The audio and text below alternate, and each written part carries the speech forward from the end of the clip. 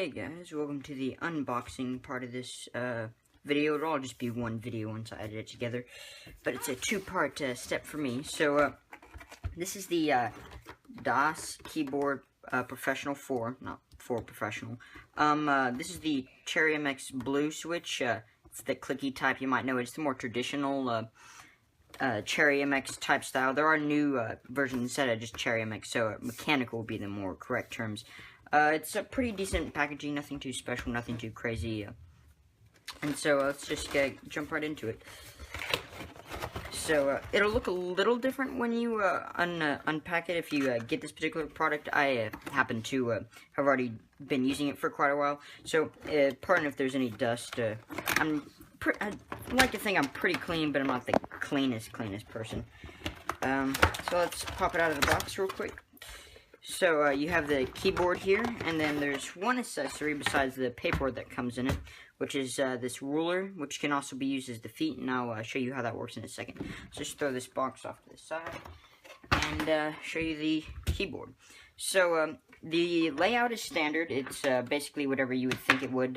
This is the Professional. There's a Ultimate version, which is the exact same except there's no lettering here. So you can have all the lettering, so it's only if you like really professional, so they have to use the same layout. So the main reason that sets this apart is basically the media keys up here, which is the play, back, pause. I like the sleep button, some people don't, and the mute. Got your LEDs up here instead of over on the lock key, and then this nice volume wheel, if you're wondering what that is. So another cool thing about this keyboard is it has two USB 3s. These aren't USB 2s, unlike basically any other mechanical or any other keyboard for that matter. And another cool feature is it breaks out into one USB 3. This is only one cable, unlike Corsair or Razer. Basically anyone else's iteration, they normally have two, and if they have the audio as well, then they also have that for that. So that sets this apart as well. So you also, instead of the window key, they replace it with a Daskeyboard logo instead. This is just your standard MX Blue. The other version, I believe they call it the Stealth, is the Cherry MX Brown, is what that is. So that's what this keyboard is. So it comes with this ruler. You can, it's very light font, so if I were buying this as a ruler, I would get it a B+ is what I would give it, but it's more than just 12. It's 16 inches. It's also have your centimeters down here, so that's how it works as a ruler. So you can use it as both. And then down at the bottom, where you would normally have feet over on these sides, sometimes you would have 4 feet. You would just place it in here. So it's a magnet. It's pretty stiff, and it has the rubber pad that also kind of keeps it in there a little bit. So and then you place it down. It gives you a little bit of lift. It's harder to tell, but if you can get a halfway decent angle with this, it gives you that little bit of lift. You know, just if that's what you prefer. I don't personally use it. That's I just kind of have it off to the side and use it as a ruler when I need that. But it's pretty nice, and you can watch any other YouTube video, and it'll give you the sound test. They have the audio all fixated, so everything's all professional-like, and make sure that you can compare all of them if you want to pick between the brown and the blues. But it's supposed to be professional, so no lighting, nothing like that, nothing too fancy.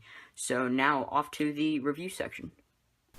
Hey guys, welcome to the review section of the DAS Professional 4 keyboard. So, just right off the bat, I want to address, like, if you just need to quit the video right now and you have better things to do, then the conclusion is basically that it's an amazing keyboard. But is it worth that $160, $170 price tag? The answer is really no. Now, to address a couple things that may have not been very clear in the unboxing, so I added a little annotation about the color shift. It's just basically the keycaps are curved, which is one of the better things about this keyboard, is that the keycaps are just purely amazing. The best I've ever seen, the best of the mechanical keyboards. You can look at reviews after reviews after reviews, and that goes across the build quality. It looks like matte black finish, and then it's an aluminum finish on the top, which means it is hard as a brick, essentially. And it's got a little bit of heft to it, so it's not any cheap plastic. This is high quality material. So the build quality is outstanding. The key layout is standard. Everything is just great. The USB, which I talked about, are great features. Great. Everything is really great. But the problem is, that $160, $170 price tag, and that basically never fluctuates. In the couple months before I even bought this keyboard, it basically stayed around the same, and that's where you can get it on Amazon. I'll drop a link down below if you want to buy it. But my problem occurs with the comparing it to anything. So, for instance, the Corsair K70, or even their ROG stuff, which is at the same price tag, basically the same stuff. So you get the same build quality.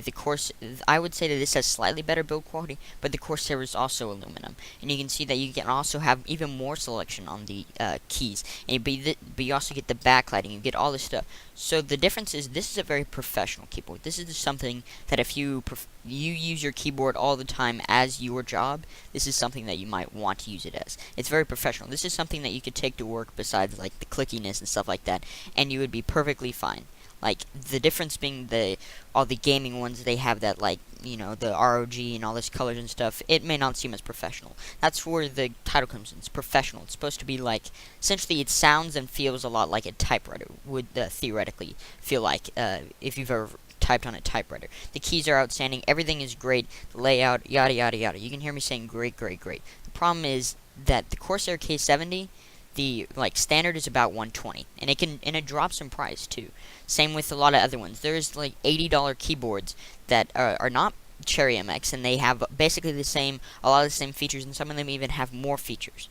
So the difference is you're getting a very reliable company. You're getting Daskeyboard. They're very reliable. I've talked to the customer service. They're really great.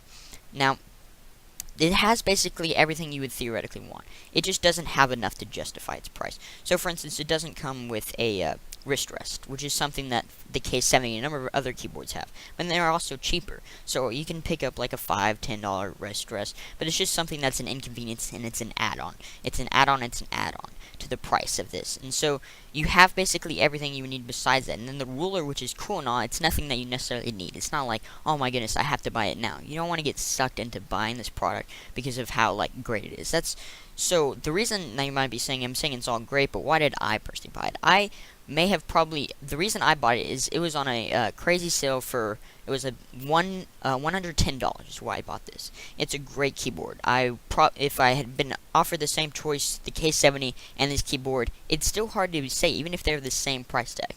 But the problem is, this keyboard is just not really justifiably worth the price. Now, if you want a professional looking keyboard, you can basically get tons of options. You just don't turn on the LEDs. Way cheaper if that's what you want. If you want a mechanical keyboard, which is an outstanding, and you can see hundreds of videos on why mechanical keyboards are amazing, then you can go ahead and see that.